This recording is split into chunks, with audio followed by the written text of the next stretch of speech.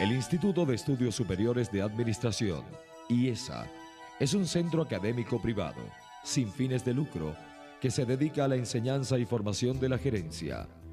De hecho, es un centro de reflexión sobre el rumbo del país y de sus organizaciones públicas y privadas, donde se propicia la confrontación de puntos de vista entre profesores e investigadores. Aquí encontramos a Janet Kelly, nacida en Filadelfia, Estados Unidos, quien tiene una maestría y un PhD en Relaciones Internacionales obtenidos en la Universidad Johns Hopkins en 1972 y 1975 respectivamente. En esa misma universidad inicia su labor como asistente de cátedra. En 1974 es profesora asistente en la Universidad de Massachusetts y entre 1975 y 1976 investigadora a tiempo completo en la Universidad de Harvard. A fines de la década del 70 llega a Venezuela. Aquí ejerce la docencia a la Universidad Simón Bolívar. En 1980 entra en el IESA como profesora titular de Economía Política. Allí desempeña diversos cargos, tales como presidenta de Ediciones IESA, directora de investigaciones, miembro de la Junta Directiva y desde 1993, directora académica. Janet Kelly es además autora de numerosas publicaciones y participa en foros, charlas, conferencias y seminarios, siempre alrededor del tema económico, la gerencia, la privatización, el presupuesto, la competitividad y la productividad. Esta noche la hemos invitado para hablar sobre algunos de esos temas en Primer Plano.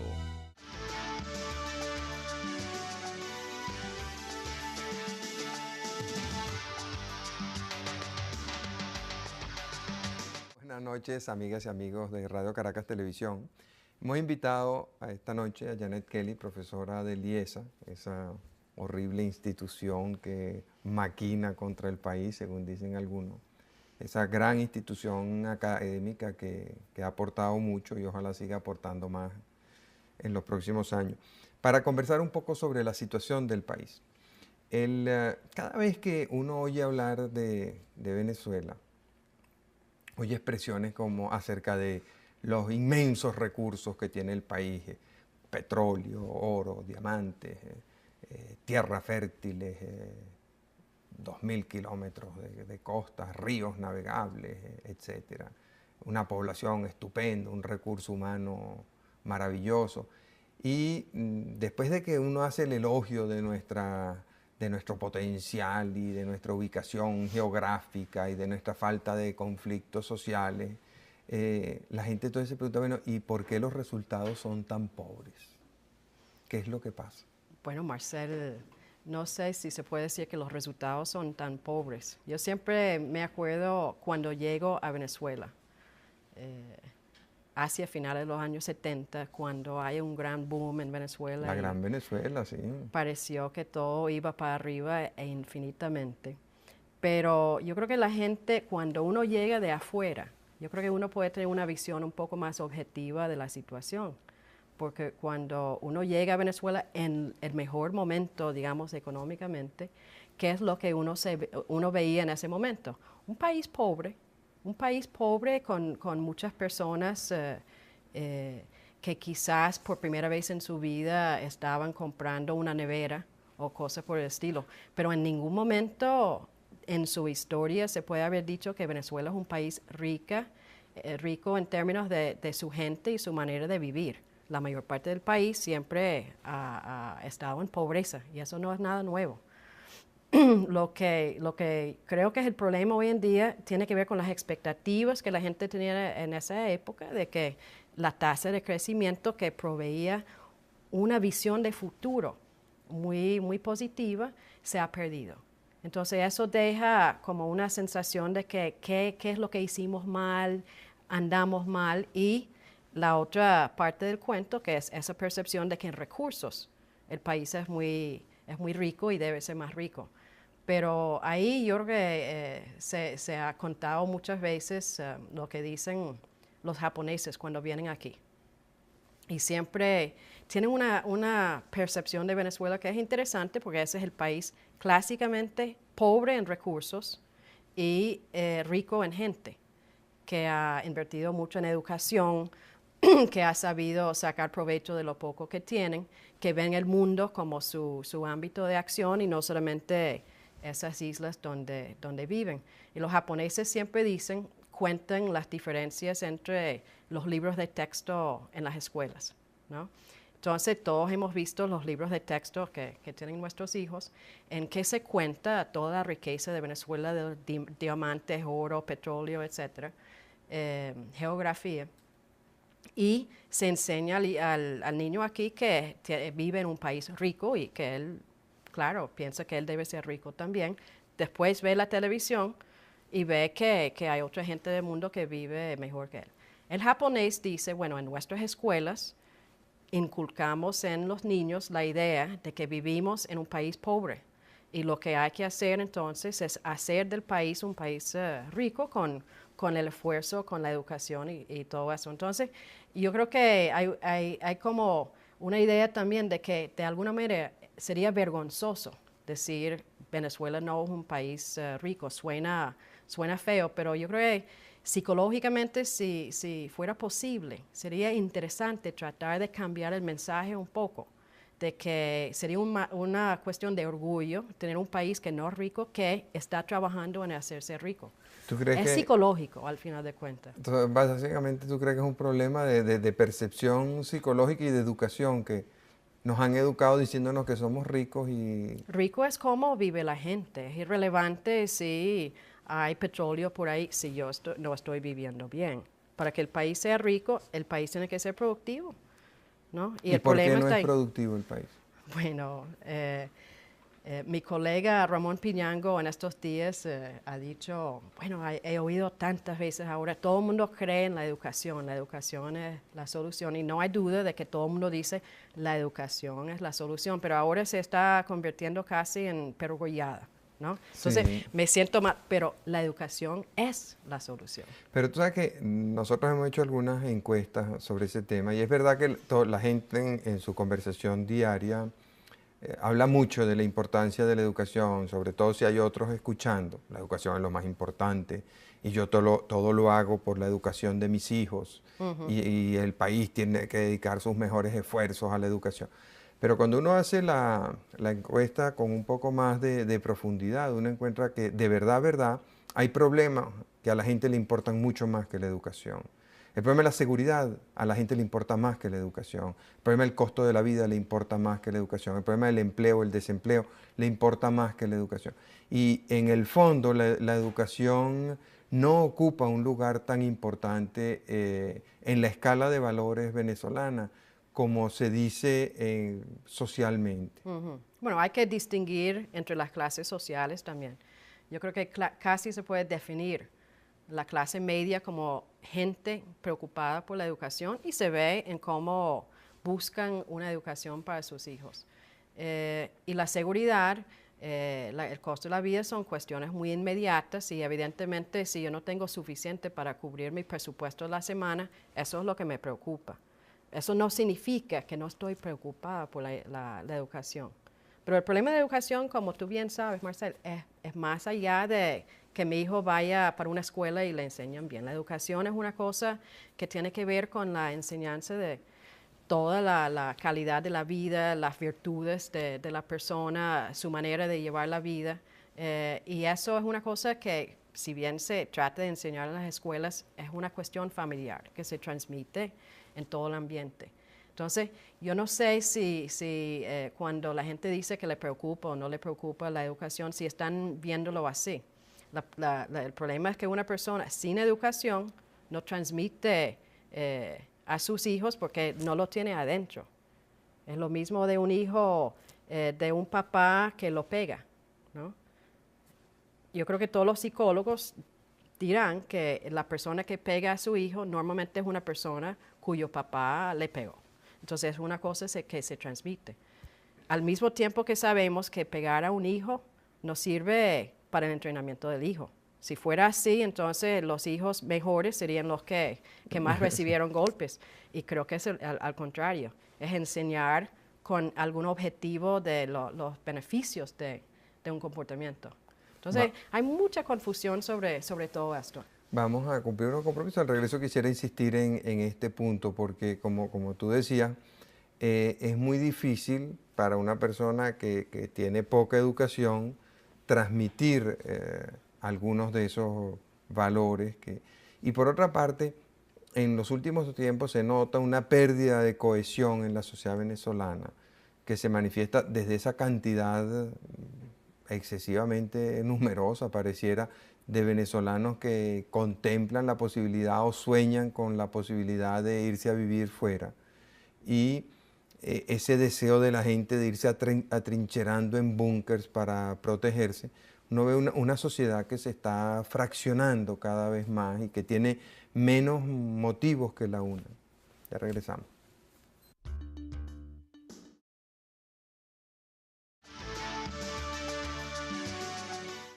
Hace un momento comentábamos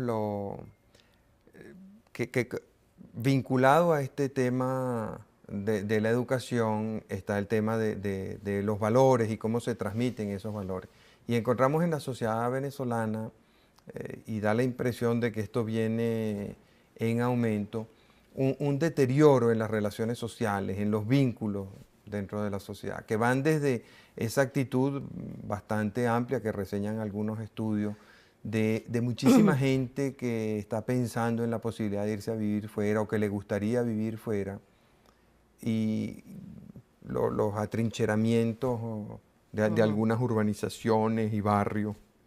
Eso es el mismo fenómeno de decepción con las posibilidades.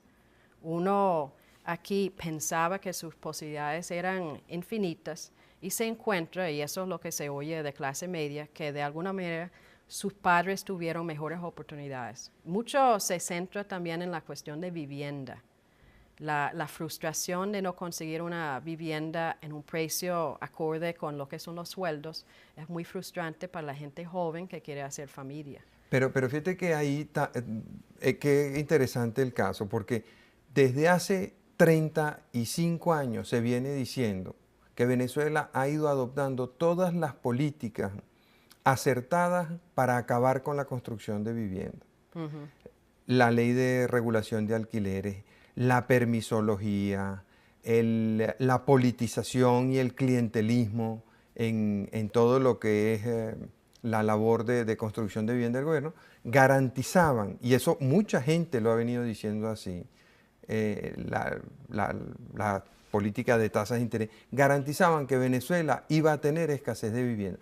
Pero entonces no atacamos el problema, más bien lo que deseamos es que haya más controles, que haya más obligaciones, y eso no funciona, y vemos otros países con otras reglas distintas que sí desarrollan mucha vivienda, pero no nos fijamos en eso. O sea, nadie aquí se está fijando en por qué en los Estados Unidos se construye tanta vivienda y tan barata y a 30 años de plazo con intereses bueno, eso nos lleva a la inflación, porque la inflación definitivamente mata a lo que es facilidades en vivienda. Ajá, y fíjate, cuando hablamos de la inflación, perdona que te interrumpa, cuando hablamos de inflación, todo el mundo dice qué horror la inflación, pero todo el mundo, o la mayoría de la gente, mejor dicho, aplaude cuando el gobierno toma medidas inflacionarias, cuando incrementa el déficit fiscal, por ejemplo. Bueno, no sé si aplauden. Bueno, sí, porque aplauden el gasto que hacen para uno u otro propósito, pero hacer la conexión entre subir los sueldos de los maestros, por ejemplo, que todo el mundo cree que hay que hacer para mejorar la educación, por otro lado, tiene un efecto negativo sobre la situación fiscal. Entonces, estamos en una situación en que todo lo que hace el gobierno es bueno, beneficia a alguien, pero ¿dónde se recorta? No es una discusión muy clara en el país. ¿Y por qué crees tú que ocurre eso? Que la gente, o sea, cada quien ve su interés particular o la justicia de una determinada causa y no hace la vinculación entre el efecto que esa medida tiene y, o sea, entre esa medida y el efecto que ella tiene. Bueno, hay en parte la sensación de que, bueno, la otra cosa que preocupa a la gente, sabemos que corrupción ha sido como importante en la lista de preocupaciones. Entonces creció la idea en el país de que el problema no es que el gobierno tenga estos programas, sino que por corrupción se está perdiendo. Hay una filtración de los recursos. Si se para la corrupción, entonces vamos a tener realmente suficiente para hacer todas estas cosas. No es cierto. El problema es cuáles son las cosas que no debemos hacer. Y ahí entramos en el tema de cuáles son los distintos programas del gobierno, porque no es lo mismo mantener subsidiado a una empresa estatal como pagar un sueldo decente a un maestro. Del maestro yo creo que todos tenemos que estar de acuerdo, pero no hay mucha claridad en cuanto a la parte de empresas del Estado. Y a mí me sorprende mucho que en conversaciones con personas que uno cree que comparten la visión de uno, de repente uno empieza a hablar de la privatización, qué sé yo, de Sidor, y le sale su corazoncito y dice, no, pero realmente no podemos privatizar a Sidor porque eso es algo muy importante en el país. Entonces, y si se privatiza, de repente cae en manos de una empresa extranjera y eso sería terrible. Entonces, ahí está la discusión.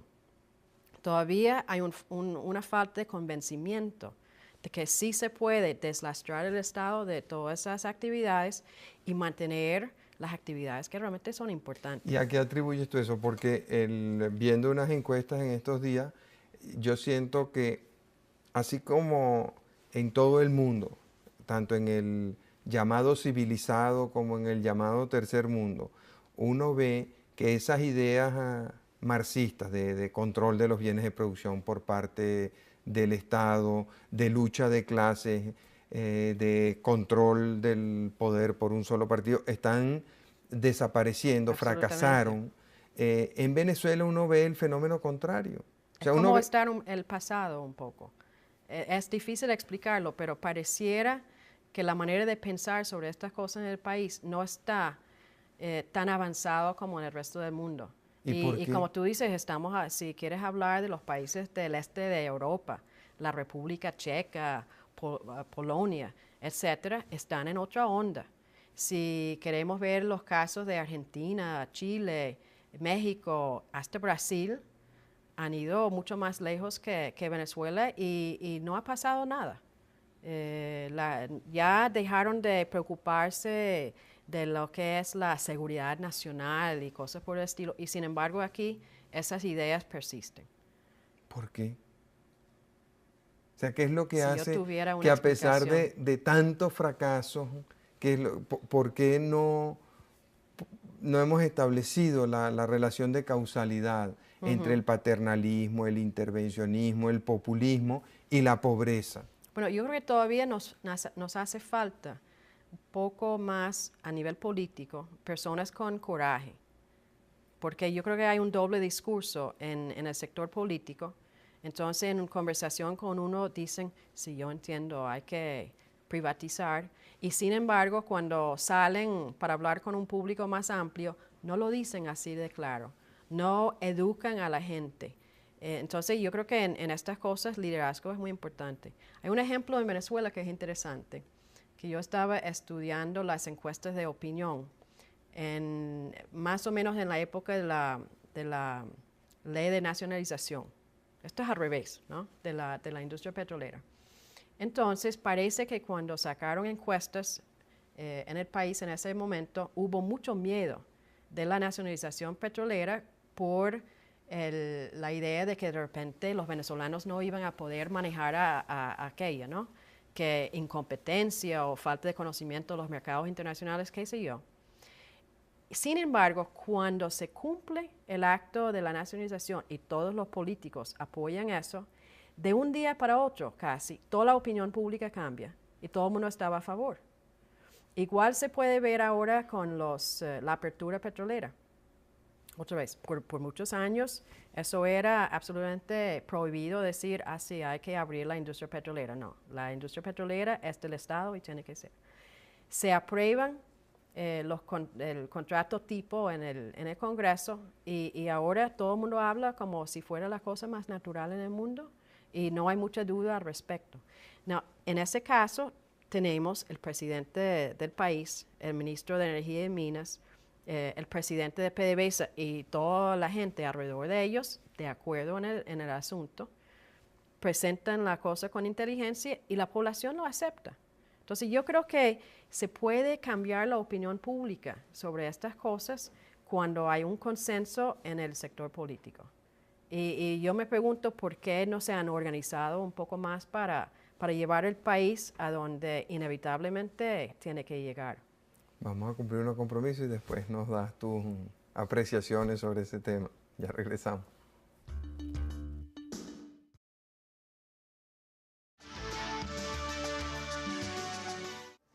Tú has señalado la importancia que puede tener la opinión de los dirigentes y cómo en un momento dado la gente se sentía insegura con la nacionalización petrolera, pero cuando los líderes apoyaron esa medida, la gente tuvo confianza y lo mismo, o sea, en sentido inverso, pero es muy interesante el caso, cuando apoyaron la apertura, la gente pues entendió los razonamientos. Entonces hay una serie de medidas que son muy importantes y que tienen mucho que ver con la percepción psicológica.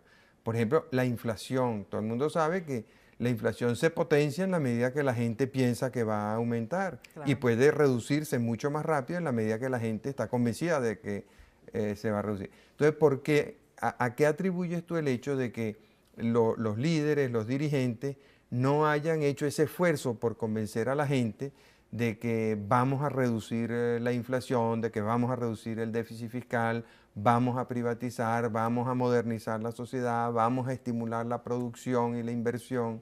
O sea, ¿por qué no ha habido voluntad para eso como la hubo en el momento de la nacionalización petrolera o en el momento de la apertura petrolera?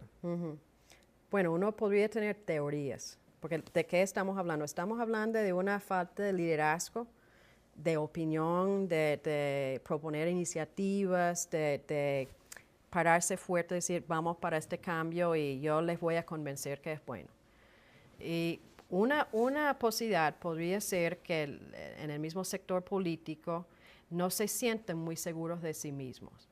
Tenemos una situación a nivel de partidos políticos que es bastante atípico de los últimos años, Sí. en que tenemos muchos partidos y ninguno tiene opción muy clara para ganar la población, ni en las elecciones de diciembre y por no hablar de las elecciones presidenciales dentro de 3 años. O sea, hay mucha Entonces, inseguridad en los líderes. Entonces uno está tomando un riesgo saliendo de lo que es la masa.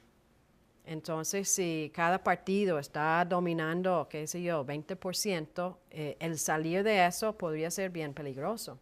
Se puede decir que eso pasó a Osvaldo Álvarez Paz en las últimas elecciones, que tomó una posición, pero no tenía un partido que podría automáticamente tener 50% de los votos y lo que tenía que ganar era un margen. Tenía que ganar una gran parte de la población. Entonces, eso yo creo que ha causado relativamente, hablando, un cierto temor por parte de los políticos de realmente agarrar la cosa. Y dentro de los partidos tampoco hay liderazgos muy claros, hay muchos personajes que están compitiendo. Entonces, el tomar esa posición diferente, entonces hay una tendencia hacia el mediano, hacia lo que todo el mundo cree. Y hay una tendencia terrible, bueno, yo lo veo así, que lo he visto en varias elecciones ahora, en que los partidos y los políticos que quieren ganar una elección, lo primero que buscan cuando quieren organizar su campaña es sacar encuestas, ¿no? 2 tipos, uno que quiere sacar encuestas de élites, porque eso es importante, y otro de masa. Y van diseñando sus posiciones de acuerdo con las encuestas. Eso se considera muy moderno. Yo creo que eso se inventó quizás en mi país, pero no puedes llegar a llevar eso a definir 100% la campaña, porque eso es la definición absoluta de falta de liderazgo. Descubro lo que piensa la gente y yo voy para allá. Recientemente cuando estaba en tráfico, ¿no? Entonces había una gente haciendo una encuesta y yo caí en la encuesta de que ¿usted está de acuerdo con aumentar el precio de la gasolina por la ventana de mi automóvil? ¿No? Entonces, sintiéndome como idiota, digo, sí, estoy de acuerdo. Solamente para tomar la posición, digamos, intelectual. Pero lo que pensé era, pero si yo quiero saber como gobierno si debo aumentar el precio de la gasolina, lo último que debo hacer es sacar una encuesta para ver lo que piensa la gente. Sería como un comerciante que vende zapatos. Entonces, saca una encuesta frente a su tienda para ver si la gente entra o no entra y pregunta, ¿usted está de acuerdo con que yo aumente el precio de mis zapatos? Entonces, de la gente que pase frente a la tienda, todo el mundo va, no estoy de acuerdo con que se aumente. ¿Eso qué significa? Absolutamente nada. Él tiene que subir el precio de los zapatos y suben sus costos o si quiere mantener su tienda abierta. Entonces, el llevar el país de esa manera me parece bastante equivocado. Ahora, fíjate que o la inmensa mayoría de la gente que ha estudiado los problemas de Venezuela ahorita señala que es inadecuado el tipo de política que se está tomando, que ese intervencionismo, que esos subsidios, que la paralización de los programas de privatización nos hacen daño, que la inversión en Venezuela prácticamente ha desaparecido, que el ahorro ha disminuido considerablemente, el desempleo está creciendo, la economía informal se ha potenciado y sin embargo no pasa nada, no pasa nada. Entonces, ¿qué es lo que Pero hace? creo que lo que dijiste tiene cierta equivocación. Ajá. Porque dijiste, la mayor parte de la gente piensa eso. No creo que la mayor parte de la gente piense eso. La mayor parte de la gente, primero, que no piensa mucho sobre esas cuestiones. No saben qué es el déficit fiscal. No le interesa mucho. Sí saben lo que pasa en su vida personal, que puede ser que se siente más pobre, siente que su perspectiva no es tan buena como era en el pasado. Pero esos términos yo creo que realmente se pierden con la mayor parte de la gente. O sea, tú piensas que sí, tal vez tienes razón, que la mayoría de la gente... Estamos hablando de, digamos, unos especialistas que saben de esas cosas, quizás piensen eso, pero no representa realmente la opinión de la población en general. Ok, pero acepto tu comentario, pero el hecho es que los especialistas, los que saben de esos temas, le están diciendo al gobierno, unos de muy mala manera y otros de muy buena manera, todos con desesperación, por favor, hágalo distinto, esto no va a resolver los problemas de Venezuela, la inflación va a seguir creciendo, la inversión va a seguir cayendo, el desempleo va a seguir aumentando, la pobreza se va a extender todavía más. ¿Y qué es lo que por qué piensas tú que no hay una reacción? ¿Por qué hay tanta desconfianza a la opinión informada, a la opinión calificada? Bueno, puede haber un cierto cortoplacismo en todo esto. En Porque las elecciones de diciembre. nadie habla de la economía más allá de diciembre. No, el ministro Mato nos ha garantizado que en 2 años el plan va a tener Bueno, efecto. eso es decir que vamos a vencer la inflación dentro de 2 años, pero no sabemos cómo va a llegar ahí. Bueno, pero él sí Pero sabe. Él se ha fijado 2 años para resolverlo. Ajá, pero no sabemos cómo lo va a resolver. No, pero él sí, él lo sabe. Nosotros no. No me lo ha revelado. No. Yo vi su plan, pero lo que vi es una continuación de un déficit y financiamiento y tal. Y una suposición de que baja el déficit en años futuros, pero yo no sé con qué, porque no me dijo qué es lo que va a cortar, cómo va a lograr la privatización. No me lo dijo. Quizás tú sabes algo que yo no sé. No, yo sé que él lo dijo, yo sé que él lo dijo, yo Sí. creo lo que él dijo, Ajá. yo creo lo que dice Pero el un ministro. ejemplo es el que dijeron ayer que no va a haber devaluación antes de fin de año. ¿Qué significa eso? Bueno, que antes de las elecciones no va a haber devaluación. Pero es casi como anunciar que sí va a haber una devaluación el año que viene. Y sabemos que no se anuncian devaluaciones, eso es una mala política, entonces se manda el mensaje de que no va a haber una devaluación, tienes una situación garantizada y después va a haber, entonces, ¿qué comportamiento tengo que adoptar?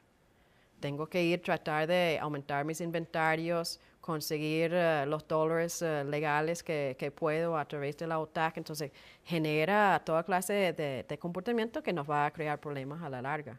¿Por qué lo hacen? No sé, de repente... Pero ¿no será que la gente es poco patriota y cuando el ministro le está diciendo pues, que no va a haber devaluación, se pone a hacer esas especulaciones que tú haces y acapara inventarios y trata de sacar más dólares? Lo patriótico sería bajar los inventarios, no pedir dólares para que no hubiera presión sobre la moneda. Bueno, eso a nivel individual se puede decir que es patriótico, pero sabemos que a nivel de masas que hay fenómenos económicos que inevitablemente ocurren. Y puede ser un número relativamente pequeño de personas que causan esos problemas. Pero yo creo que sí hay cortoplacismo y me acuerdo un poco de todos los análisis que se ha hecho de la crisis de México. Se han ido sacando el cuento de las decisiones que tomaron los mexicanos antes de la devaluación y la fuga de capitales que tuvieron. Y era una situación absolutamente paralela a la nuestra. Tenían un cambio de gobierno, elecciones, tenían una situación en que inevitablemente tenían que devaluar y decidieron, y yo creo que hay bastante consenso en que por razones políticas decidieron pasar eso al otro lado de la brecha política, digamos, pero no llegaron, ¿no? Y causaron quizás una crisis mucho mayor de lo que era necesario.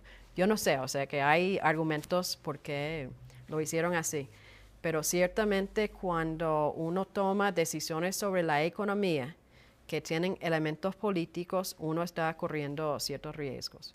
Y el otro político es el mismo miedo que tienen y con Ahora, razón ¿cómo evitas de la historia del 27 de febrero, que es una trauma que está presente en todo el mundo en Venezuela, que se subió el precio de la gasolina, se aumentaron los precios de transporte y terminamos con centenares de personas muertas en la calle? Nadie quiere repetir eso. Pero es absurdo creer que no vamos a subir el precio de la gasolina nunca. Sí. Es absurdo. Vamos a cumplir unos compromisos. Pero regreso, quisiera que tratáramos este tema y te dejo la inquietud. La gente le da rabia que decisiones económicas importantes se estén postergando por consideraciones políticas, ¿no? Pero vamos a ver también la influencia que tiene la política en el destino de un pueblo. El gobierno del presidente Herrera vio que se le venía el problema por muchas medidas que ellos habían tomado, pero el hecho es que ellos vieron que estaban saliendo capitales, no pensaron que a lo mejor si mejoraban las tasas de interés hubieran salido menos capitales, y trataron por todos los medios de postergar esa situación y no pudieron. En febrero del 83 tuvieron que parar la salida de divisas y en diciembre perdieron las elecciones abrumadoramente. Y llegó el presidente Lucinchi. El presidente Lucinchi sí logró correr la arruga. O sea, teníamos una situación muy parecida en el año 88 y de una manera muy irresponsable, me parece a mí, pero esa fue la que aplicaron, empezaron a dar cartas de crédito y se comieron todas las reservas y mucho más con las cartas de crédito, pero llegaron sin devaluación a las elecciones y Carlos Andrés Pérez ganó por una mayoría muy importante. De manera que sí hay una gran influencia de estas situaciones económicas en los resultados. Entonces, es muy difícil pedirle a un gobierno que tome una medida económica de estas impopulares, de estas que a la gente le cuesta comprender y que le duelen, cuando se sabe que tienen que puede tener esas consecuencias políticas. Y lo peor que le puede pasar a un político es perder el poder, ¿no? Y sino que le pregunten. Lo peor que puede pasar a un político es tener su nota en la historia negativa. Pero cuando les escriben la nota en la historia ya están muertos, entonces no la pueden leer. No, pero yo creo que es una preocupación de todos. Vamos a cumplir unos compromisos y ya volvemos.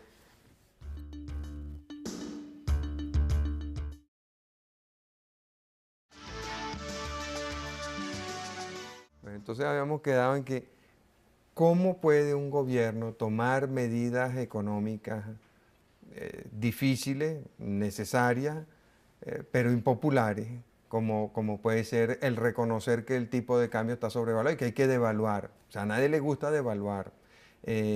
Reducir el déficit fiscal significa cortar una serie de programas, y mucha gente que está recibiendo un ingreso por esos programas deja de percibirlo, o mucha gente que tiene un empleo de esos vegetativos clientelares lo pierde y eso afecta a su familia. Entonces, ¿cómo puede un gobierno hacer eso si eso le puede costar las elecciones? Bueno, es difícil, definitivamente. En el caso de la devaluación, uno lo entiende un poco más porque realmente tuvieron como tiempo de espera después de la gran devaluación del año pasado, que era una devaluación. Entonces eso les dio tiempo, pero ahora como que se está acabando. El precio de la gasolina, a mí no me gusta convertir el precio de la gasolina en una cosa que va a cambiar el país o mejorar. No, no lo va a hacer. El problema es empezar a cambiarlo y hacer a la gente entender. Pero vuelvo a lo que digo de que si una persona que tiene legitimidad frente a la población defiende una posición, yo estoy convencida que puede lograr un cambio de conciencia en la gente. Tenemos el ejemplo de Carlos Andrés Pérez, que trató de hacer ciertas cosas y todo el mundo dice que no supo o no pudo convencer a la gente de la bondad de lo que hizo. Yo creo que la virtud de Caldera es que él sí tiene esa capacidad. Y lamento un poco que no lo ha usado como puede realmente hacerlo. Yo creo que la gente sigue creyendo en él y que tiene esa legitimidad. También es el tono en que se habla. Yo creo que cuando en la época de Carlos hubo una cierta agresividad en el mensaje, cuando Carlos Andrés era como que con el dedo en el aire que ustedes van a tener que aceptar eso.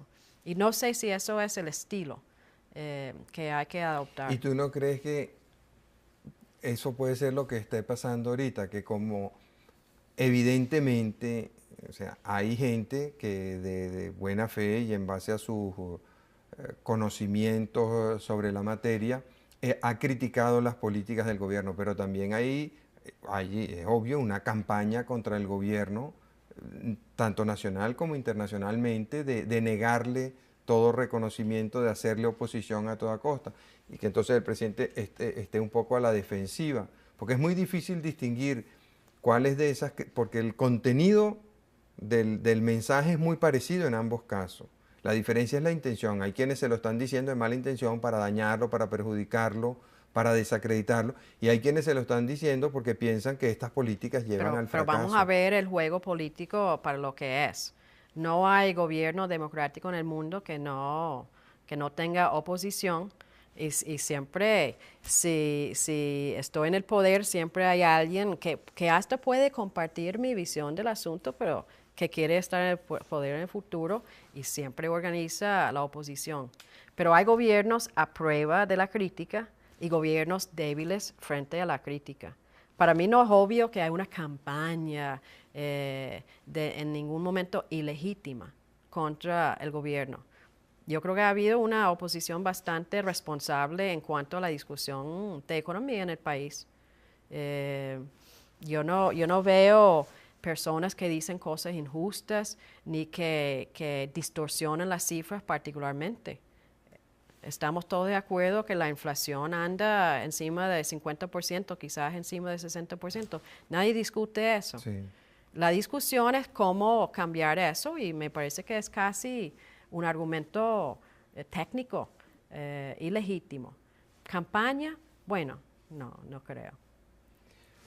Bueno, tú no crees, hay otras personas que sí lo creen, pues, y que sí se sienten agredidas y que piensan que sí se están diciendo muchas cosas injustas y tergiversando situaciones y realidad. Pero el hecho es que, independientemente de que la haya o no, la percepción del gobierno evidentemente es de que sí la hay. Y sí. Todos los gobiernos piensan eso también. Y yo recuerdo en la época del gobierno anterior, amigos de uno que estuvieron en el gobierno estaban convencidos también de de que personas que simplemente criticaban una cosa estaban en una gran conspiración. No.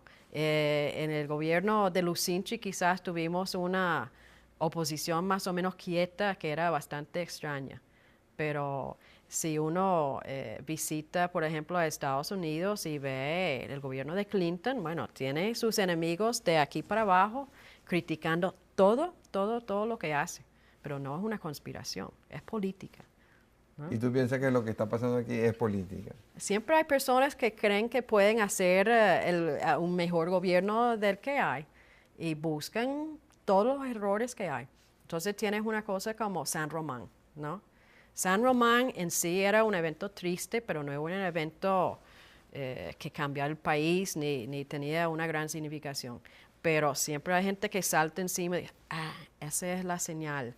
Ustedes son incompetentes, ustedes son aquello, las fuerzas policiales no están unificadas. Bueno, nunca han estado, siempre han tenido falta de comunicación, pero natural. ¿Cuál sería Se tu consejo al explotan los gobierno? puntos débiles del gobierno. ¿Cuál sería tu consejo al gobierno en este sentido? De cómo protegerse contra la oposición. Bueno, como digo, yo creo que la mejor defensa es una buena ofensa, tener una buena política que no tiene tantos huecos, digamos. ¿Cuáles son los huecos fundamentales que tú ves en esta política?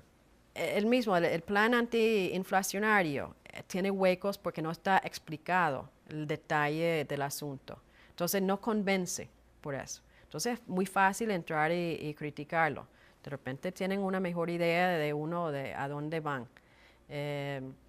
Quizás tenemos los lineamientos del plan de la nación, pero ahí es difícil concretar también exactamente a dónde vamos. Mucha gente habla del proyecto del país que falta.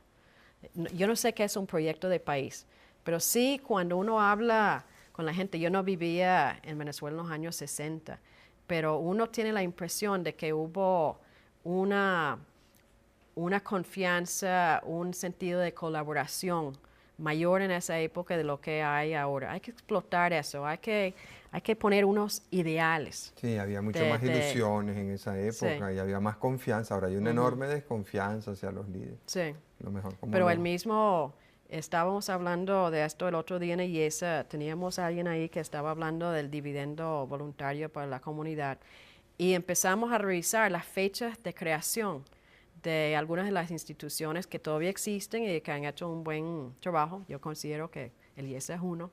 Y llama la atención el número de esas instituciones que fueron creadas en los 60 con el concurso de muchos intereses en el país.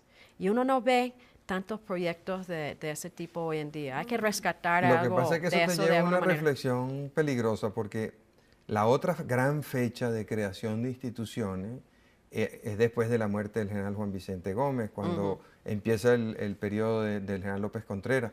Uno ve en esos primeros 3, 4 años de gobierno del general López la cantidad de instituciones importantísimas que se desarrollan. Sí. Y luego, a la caída de Pérez Jiménez, hay esa ilusión de renovación, de vamos a volver a empezar, y todos los sectores se unen, deponen actitudes y diferencias, y hay un proceso creativo muy interesante. Entonces la conclusión pudiera ser que es solamente después de esos periodos de cambio drástico en la conducción del país. Bueno, no sé, estamos en una situación algo drástica en este momento también. Entonces alguien tiene que agarrar ese momento y proponer proyectos interesantes, ¿no? ¿Qué tipo de proyecto piensas tú que...? Bueno, sabemos que en el país hacen falta muchos proyectos de infraestructura. El proyecto educativo, creo que el ministro tiene muy buenas ideas, está en una situación difícil por lo del presupuesto. Yo creo que el proyecto de privatización, si se presentara no como un fracaso, sino como una oportunidad, un momento en que se puede democratizar el capital, se puede crear nueva riqueza para la gente.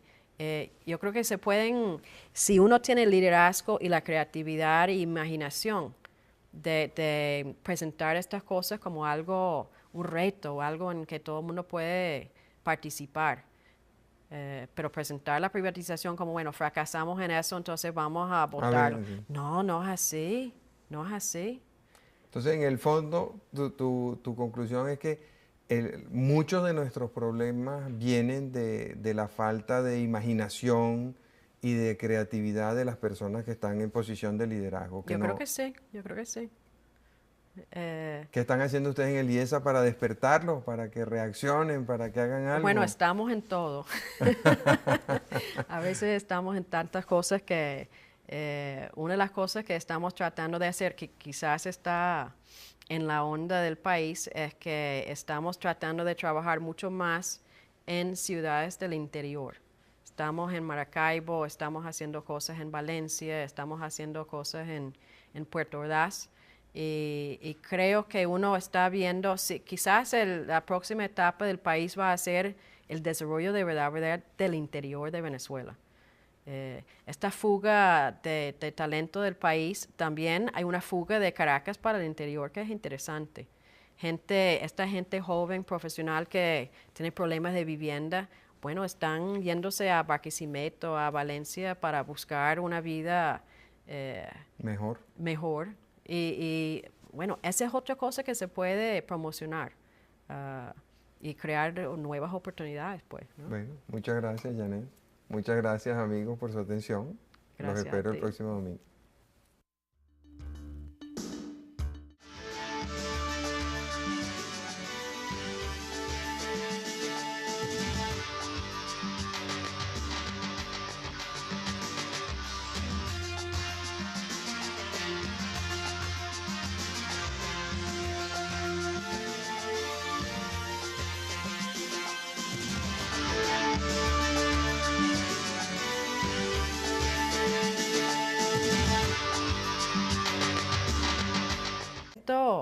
En su historia se puede haber dicho que Venezuela es un país rico en términos de su gente y su manera de vivir. La mayor parte del país siempre ha estado en pobreza y eso no es nada nuevo. Lo que creo que es el problema hoy en día tiene que ver con las expectativas que la gente tenía en esa época, de que la tasa de crecimiento que proveía una visión de futuro muy positiva se ha perdido. Entonces eso deja como una sensación de que qué es lo que hicimos mal, andamos mal, y la otra parte del cuento, que es esa percepción de que en recursos el país es muy rico y debe ser más rico. Pero ahí yo creo que se ha contado muchas veces lo que dicen los japoneses cuando vienen aquí. Y siempre tienen una percepción de Venezuela que es interesante, porque ese es el país clásicamente pobre en recursos. De nuestro potencial y de nuestra ubicación geográfica y de nuestra falta de conflictos sociales. La gente entonces se pregunta, bueno, ¿y por qué los resultados son tan pobres? ¿Qué es lo que pasa? Bueno, Marcel, no sé si se puede decir que los resultados son tan pobres. Yo siempre me acuerdo cuando llego a Venezuela, hacia finales de los años 70, cuando hay un gran boom en Venezuela. La gran Venezuela, sí. Pareció que todo iba para arriba e infinitamente. Pero yo creo que la gente, cuando uno llega de afuera, yo creo que uno puede tener una visión un poco más objetiva de la situación. Porque cuando uno llega a Venezuela en el mejor momento, digamos, económicamente, ¿qué es lo que uno veía en ese momento? Un país pobre con muchas personas que quizás por primera vez en su vida estaban comprando una nevera o cosas por el estilo, pero en ningún momento.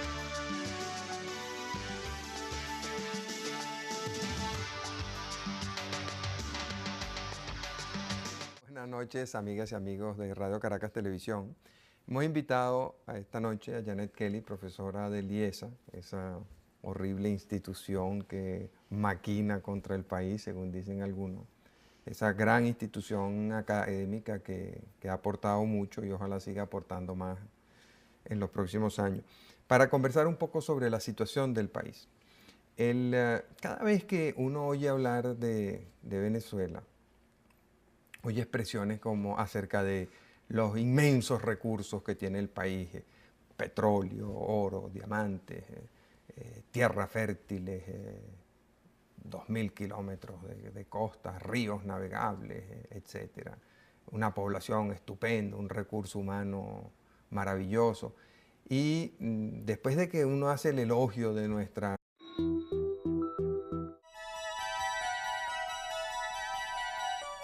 El Instituto de Estudios Superiores de Administración, IESA, es un centro académico privado, sin fines de lucro, que se dedica a la enseñanza y formación de la gerencia. De hecho, es un centro de reflexión sobre el rumbo del país y de sus organizaciones públicas y privadas, donde se propicia la confrontación de puntos de vista entre profesores e investigadores. Aquí encontramos a Janet Kelly, nacida en Filadelfia, Estados Unidos, quien tiene una maestría y un PhD en Relaciones Internacionales obtenidos en la Universidad Johns Hopkins en 1972 y 1975 respectivamente. En esa misma universidad inicia su labor como asistente de cátedra. En 1974 es profesora asistente en la Universidad de Massachusetts y entre 1975 y 1976 investigadora a tiempo completo en la Universidad de Harvard. A fines de la década del 70 llega a Venezuela. Aquí ejerce la docencia a la Universidad Simón Bolívar. En 1980 entra en el IESA como profesora titular de Economía Política. Allí desempeña diversos cargos, tales como presidenta de Ediciones IESA, directora de investigaciones, miembro de la Junta Directiva y desde 1993, directora académica. Janet Kelly es además autora de numerosas publicaciones y participa en foros, charlas, conferencias y seminarios, siempre alrededor del tema económico, la gerencia, la privatización, el presupuesto, la competitividad y la productividad. Esta noche la hemos invitado para hablar sobre algunos de esos temas en Primer Plano.